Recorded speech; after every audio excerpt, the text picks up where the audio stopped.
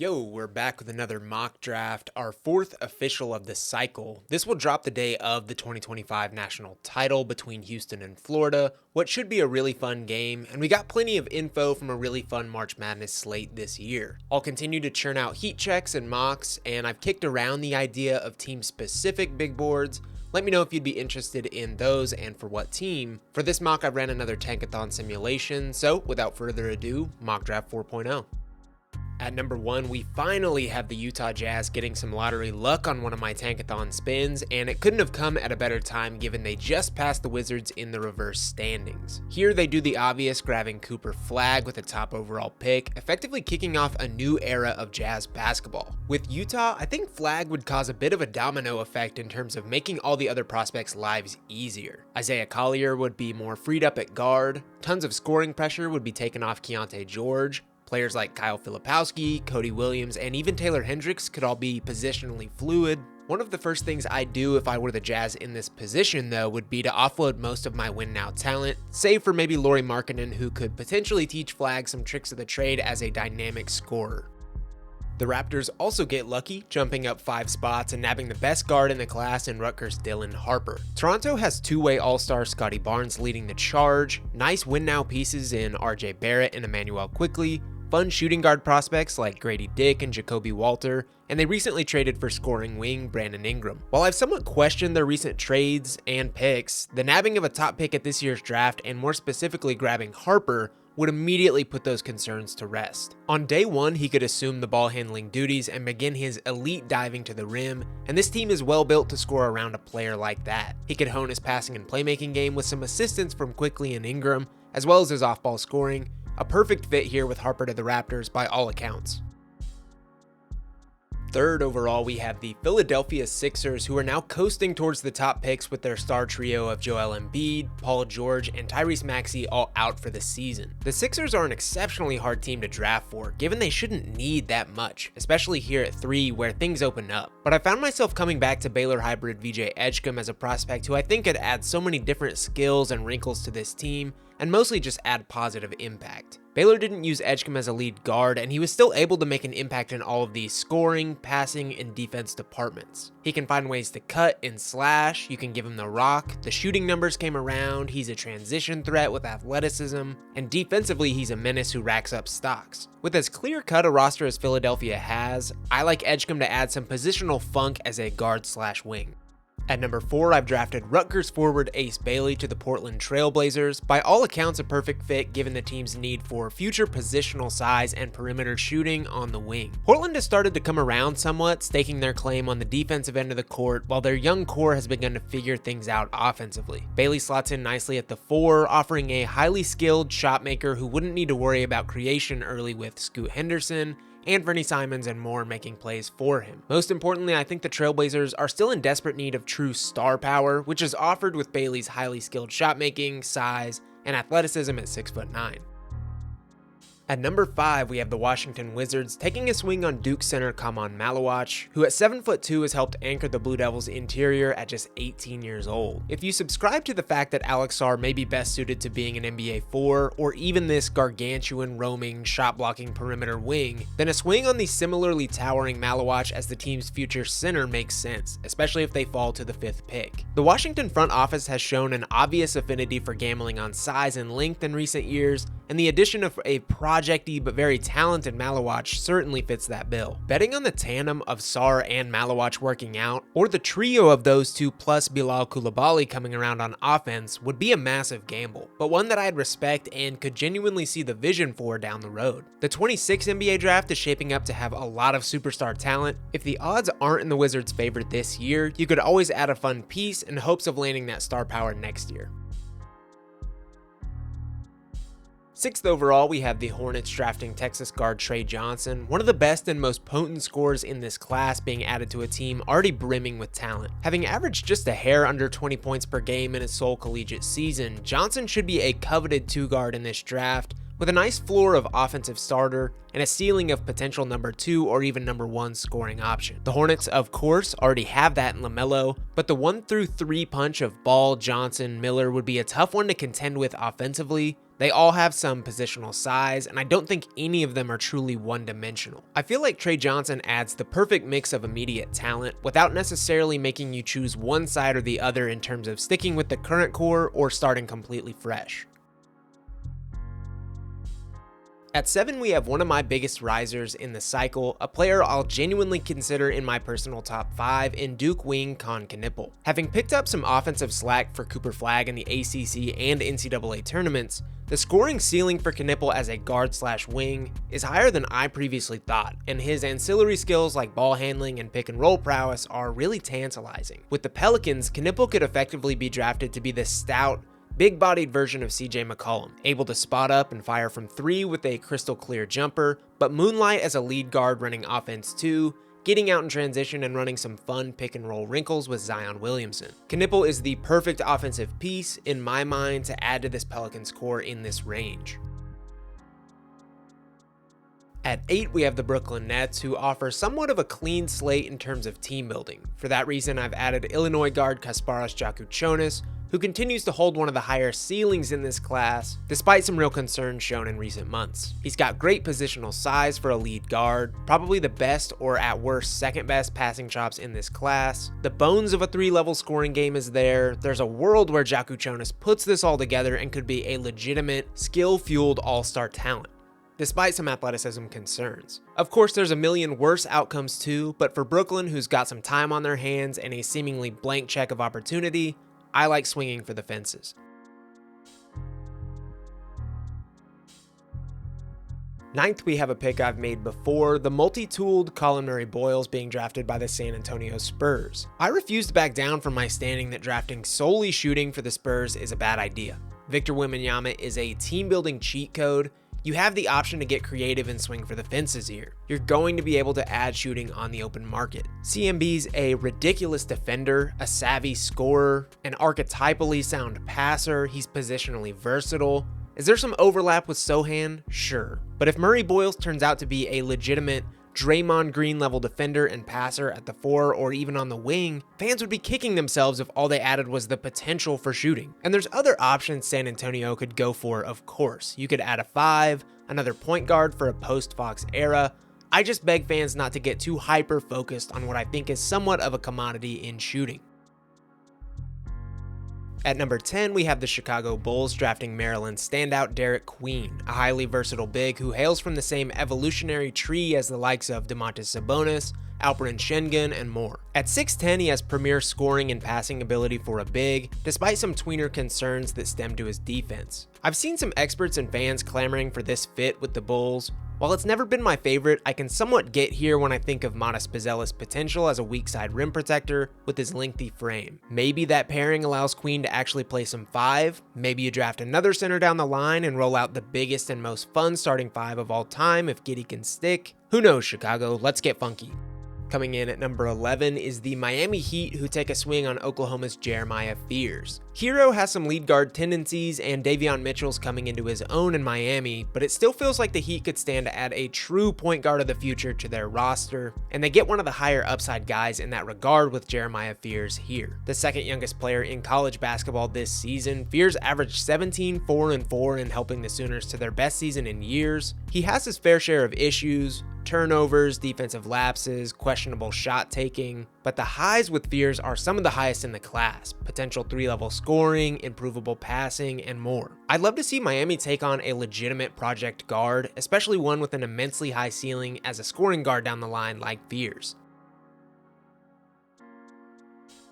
At number 12, we have the Houston Rockets selecting via the Phoenix Suns first round pick, taking a chance on forward Carter Bryant. At 6'8", Arizona's forward saw a lesser statistical season than his fellow 5-stars, just 6 points, 4 rebounds, and nearly a steal and block apiece across 19 minutes per game. But as I've stated in previous videos, he's such an easy bet as a player who's already great at a handful of role player things, but set to get so much better in the near future. I'm taking a page out of the Oklahoma City Thunder's book here and drafting a known project for Houston, who likely isn't ready to see the floor in year 1. The Rockets have seen somewhat of a meteoric rise in the West this year, having jumped all the way to number 2, and probably aren't set to roll out rookies for major minutes next year, as showcased by Reed Shepherd's rookie season this year. With Bryant, the Rockets get a talented wing project who could use a few developmental years before being thrown in as a do-it-all gap filler. At number 13, we have the Atlanta Hawks picking via the Sacramento Kings pick and taking a long overdue chance on a big man, Georgetown's Thomas Sorber. I think given Atlanta's unique roster construction, they need a unique big, and Sorber offers that in bounds as a slightly undersized, albeit extremely versatile center. Across 24 collegiate games, he averaged 14.5 points, 8.5 rebounds, 2.5 assists, 2 blocks, and 1.5 steals per game. He's got an interior punch with nice finishing and mobility that I think Trae Young could maximize, a solid defensive game built around his huge frame and nice drop instincts, and some stretch big tendencies that could come with time, making him a versatile add on Atlanta's end. Rounding out the lottery is the now changed Dallas Mavericks, who have an obvious need at point guard following one of the more shocking trades in NBA history. I want to preface this with the fact that there's no fixing Dallas with a single lottery pick. They're now an oddly constructed roster with a weird mix of new and old talent, so instead of trying to add a player to some pipe dream 2026 run, I'm just going to draft a project for the future and hope that it works out. And that project is jumbo guard Igor Demin. Demin stands at 6'9", has likely the best passing chops in the class, but a long way to go in becoming a positive with low efficiency and spotty defense so far. Now, does Demin have a chance in hell at replicating Luka Doncic? Probably not, but this is a Mavericks organization that's familiar with the archetype, mostly still built around it, and now in desperate need of talent at the guard position. You might as well swing on this while you're here in the lottery. The Spurs have already left with a multi-tooled big/wing who airs towards defense. Here, I'd take a look at French guard Nolan Traore of St. Quentin. Even if you're a believer in De'Aaron Fox staying past his current contract, or Stephon Castle stepping into that role once he's gone, I think there's still value in adding another savvy point guard to the Spurs, which you get here in Traore. He was thought of to be one of the best players in this entire class prior to a somewhat down year with St. Quentin, but still has the potential to be a lead guard in the NBA with decent athleticism, great scoring and passing instincts, and more. San Antonio is a great developmental organization and once again have a cheat code in Wembanyama that I think gives you grace to gamble here in the middle of the first round.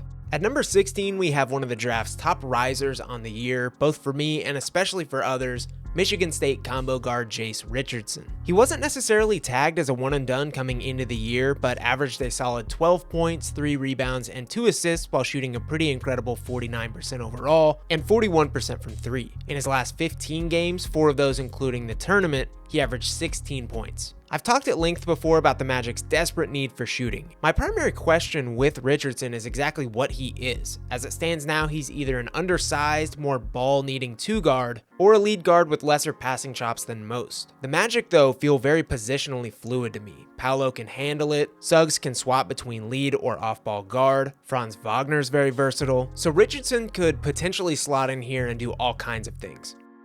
Here at number 17, we have the Minnesota Timberwolves selecting via the Pistons first and chancing it on UAB's Yaxel Lindeborg, one of the best upperclassmen in the country, and for my money, one of the best in all of college basketball next year, should he return, which apparently is on the table. Lindeborg at 6'9" truly has a do-it-all game, capable of offering an NBA team both scoring and defensive versatility with a bulky frame. There's some concerns about his shot translating and his overall decision-making, both things I wouldn't necessarily be worried about as his game is pared down some at the NBA level. Lindeborg's age and experience I think could lend itself well to the Wolves, who are obviously looking to win as soon as possible. They've got talented forwards already, but with just a year left on his deal, I don't think a Julius Randle replacement at this juncture is the worst idea. Here at 18, we have the Brooklyn Nets with their second of 4 picks, taking an easy chance on Georgia forward Asa Newell, who saw somewhat of a slip here as a projected late lottery pick. For the record, I love Newell's game, but I don't think it's out of the question he slides given somewhat of a lack of true fallback skills with his funky tweener game. That said, he'd be a heck of a project swing here for Brooklyn, especially this late, given he's got great length, touch, and projectable enough shooting with solid and versatile defense. Here at 19, we have the Thunder selecting via the Clippers first and taking an immensely fun prospect in Rasheer Fleming of St. Joe's fame. An extremely lengthy combo forward, Fleming saw a breakout third season with the Hawks, averaging 14.7 points, 8.5 rebounds, and nearly 3 stocks per game while shooting 53% overall, and 39% from beyond the arc on good volume. He offers some projectable role player stuff at the next level with a reported 7'5" wingspan. Despite their success this season, the Thunder don't necessarily have a player like this. They've got a host of good guards and great fives, but lack a little bit of this middle ground archetype. Admittedly, I don't know if Fleming's feel is quite up to par with the rest of the Thunder squad in terms of handling, passing, and playmaking, but they have such a smooth and solid system, I would feel confident a player like this could assimilate quickly.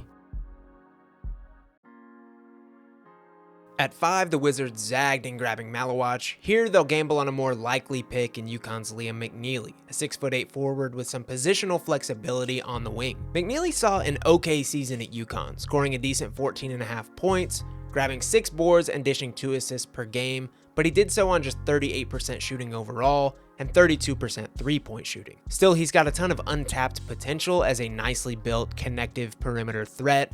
He'll add feel, shooting, and more size to the Wizards, all things I think they'll want.